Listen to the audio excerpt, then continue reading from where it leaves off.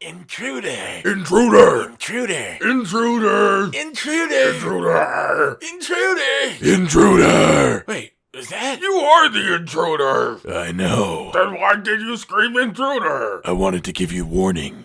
I like it when my prey runs. Ladies and gentlemen, Capcom just went and did it. They went and did it, I tell you. In this week's updated version of the Iceborne beta, you have a ludicrously tiny chance of rolling a version of the Great Jagras quest that has a Nargacuga wandering around as an optional monster on the map. Not that I can think of anyone seeing this creature on this quest and considering it optional themselves. Anyways, if you kill enough Jagras, eventually you will see a quest with different quest text, indicating the presence of a Nargacuga. Turns out that the only thing they can't hide from is the anonymous commission member who posted this quest.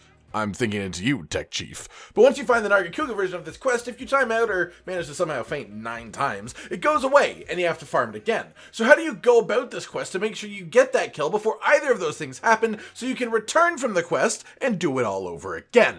Nothing guarantees a successful hunt, but you can give yourself some significant advantages by understanding the monster's patterns, including where he fights, how he fights, the surprisingly large amount of ways that you can make the fight easier for yourself, and my feelings about Iceborne's new version of Nargacuga. Spoiler, I like him. Nargacuga's moves all have a simplicity to them that make him look deceptively easy from the outside, almost every attack being a simple swipe or bite, but then not only do you reach the spiky feathers, but you experience just how fast he actually is. Like, he looks fast watching it on a screen, but legitimately controlling the character in front of him, you realize that he is fast. Gotta go fast. Narga's attacks then can be categorized thusly: bites, swipes, jumps, and tail-based abilities. As far as singular moves to watch out for, the important ones are the arc-based movement abilities that put Narga behind you and frequently out of your camera's view. The tailspin, as tailspin moves hit 360 degrees around a monster, meaning you really do have to dodge. Other than that are his 2 variant tail slams, both of which are preceded by a rattling sound coming from Nargacuga's tail. One winds up with Narga's tail stuck in the ground after 1 hit, and the other goes in for a double hit. Both are fast and rely on your ability to sense the audio cues, but once you are aware of them, they are so easy to deal with. His tail coil attack isn't particularly hard to dodge, but it is good to be aware of, because if you just hug up into his side, the tail won't hit you, and you can keep the attack up and the pressure on. Not to mention the emotional gains from hugging up to a Nargacuga. I mean, look how goddamn soft he looks! Finally, and most importantly, are the attacks involving Nargacuga's tail feathered spike things. We used to call them tail spikes, but now that Nargacuga has been given the world graphical treatment, we can very, very clearly see the shape of these objects. I mean, I guess the best term for them would be something like tail quills. These tail quills are particularly dangerous for a number of reasons, the first of which being that they cause bleed on hit. If you had played much old games, or if you just fought a few Odogron in World, then you know how much of a pain bleed can be sometimes, especially against a particularly quick monster. Unfortunately, Nargacuga is a particularly quick monster. So first off, they cause bleed. Secondly, they're ranged. As Nargacuga's only ranged attack, it can be very, very easy to be taken off guard when it happens, finding yourself in a position where you can't easily dodge. The trick to this move is to just keep moving. The attack fires out a couple of times. As long as you keep moving until you hear these quills land, you should be perfectly safe, as long as you keep your distance at least. These tail quills stay on the ground for a short time after landing. If you happen to make contact for one for any reason, you will immediately get the bleed debuff. That's right, these quills are so sharp that merely looking at them might even cause you to bleed. Okay, that one was hyperbole. But these things are still wicked crazy, and they have a very high potential to be the end of many a hunter's life. Now that we have talked about the individual moves, let's talk for just a moment about combos. Narga has a large number of combos, a few of them just being chains of bites that essentially just cover a lot of forward ground, but a couple of them are particularly important to be aware of. Always be ready to turn your camera if Nargacuga jumps. Most of the time it will be followed by at least 1 attack. An easy fix to this is to use your target camera, for which you can choose your preferred mode in the settings. One combo in particular to be aware of is a forward pounce followed by a backflip. This one can be a real pain due to the backflip hitbox being just slightly out further than the initial pounce, meaning you can easily dodge the first hit and not the second if you aren't careful. If you don't trust yourself to make the reaction decision, I would recommend just dodging the attack sideways. If you don't trust yourself to dodge the attack sideways, maybe it's time you had a long hard look in the mirror and considered what you're doing with your life. Outside of the combos and the moves themselves, I cannot emphasize just how quick Nargacuga is, but the trade-off to this is that he has periods of downtime, little periods of stalking forwards, and even his tendency to reposition before attacking could be considered an advanced warning of an oncoming attack. While the attacks themselves are fast, the tells and the warnings are plentiful, as Nargacuga telegraphs every attack before he does it. Hello? No, telegraphs! This means that Nargacuga's fight gives an extreme benefit to someone who goes out of their way to learn his fight. So hey, go you for being here. As for the important locations on this quest, Nargacuga starts in Zone 9, very quickly making his way up to Zone 8, where he sits quietly on a rock. After taking enough of a beating, Narga will progress either to Zone 9 or Zone 7, after which his path options open up a lot. But the other important zones to note for environmental tricks or other shenanigans are Zone 6, 5, and 4. One of the few undeniable constants in the hunt is if you deal enough damage to cause Nargacuga to limp, he will always wind up asleep back in this nice little corner of Zone 10, where he literally completely blocks one of the paths to him. Like, actually, his tail blocks this entirely. There isn't even a pixel where you can sneak around. You have to completely go through the bottom. If you get him to go to sleep, do not come up this vine bridge. Man, how dare he? It's almost as if he's trying to protect himself or something.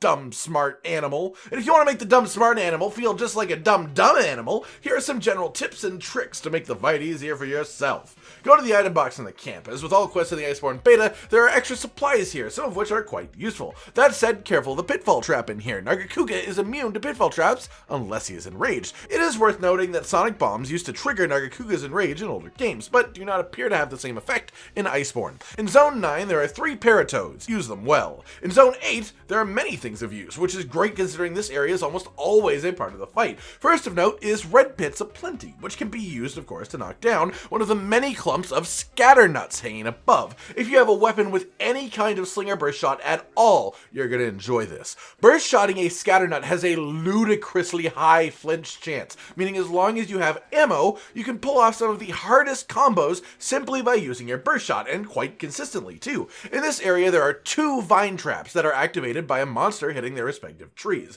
If you want to get real fancy, grab some of that slinger ammo from earlier, clutch claw to Nargacuga's face, and power shot him into the tree, both knocking him over and activating the trap in one very strong move. Not to mention you can do it twice in this zone, as well as once in Zone 4, which also has slinger ammo lying around to use in conjunction with these trees. On the note of power shot, a large number of Narga's fighting zones actually have walls that work effectively for power shot, so don't be afraid to mess around with one of Monster Hunter's newest mechanics. It just might bring you the fortune to complete your hunt. But if fortune isn't enough, thankfully you still have a paratoad back in Zone 5, some poison cups in Zone 6, and the pièce de résistance, the boulder hanging from the vines in Zone 12. Nargacuga doesn't go to this zone on his own very often at all. However, it is an extremely short trip to take him there after Wake Up hit in Zone 10, either using Challenger Mantle or taking advantage of the monster being so enraged at you that it can't see a fucking giant rock in front of it. This area on the edge of Zone 8 with a tree in the middle almost entirely counters Nargacuga.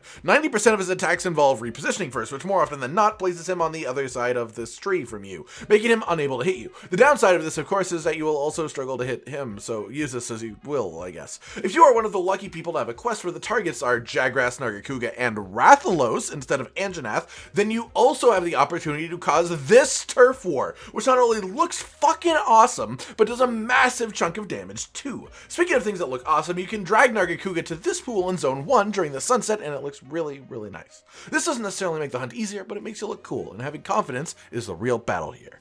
If you're looking for a weapon to help you more than most for Nargacuga, you'll want to grab something with fire or thunder element, though nothing is worth having more than a weapon that you're comfortable with. I still fully stand by the new lance though. New hunting horn's also great, and new dual blades. New bow isn't bad either. Great sword. You know what? Every weapon is just better than it was before. Go have some fucking fun.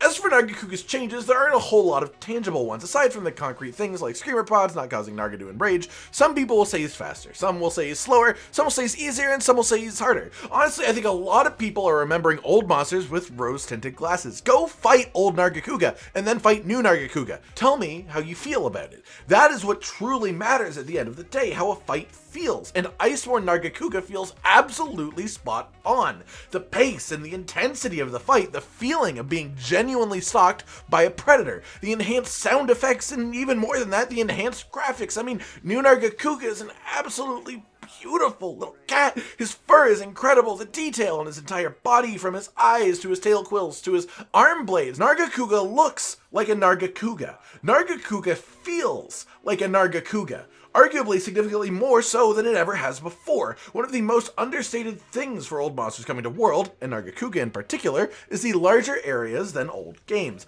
Monsters like Nargacuga get this immeasurable increase in enjoyment of their fight from having a large area, their speed and agility feeling like an actual threat, and repositioning abilities actually making you search a little bit instead of only being one place that they could even be in the first place. Past that, there's even things like Nargacuga having a real nice chill on this rock like a real good boy. Why does he do this? I have no damn clue. Do I like that he does this? Abso-fucking-lutely.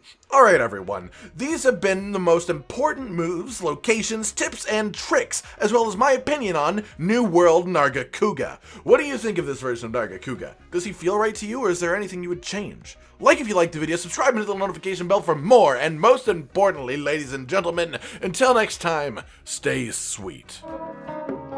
This is the brand new outro to tell you all the things that you do that we love, so let's start with something simple and say, oh, we love your eyes. When they're watching us play video games, we make a bunch of jokes that are kinda lame, or when they gaze upon our failures as we try to kill the monsters or important news about the kingdom Animalia. Rage, Continent, Hollow, we're all here, talking about the things you want to hear, so if you want to be the first to hear, like and subscribe and the bell and we'll cheer. Some of you are patrons even though we are all the noobs and you're the pros, there's nothing we can do to thank you. No, really, there's nothing we could possibly do. Goodbye.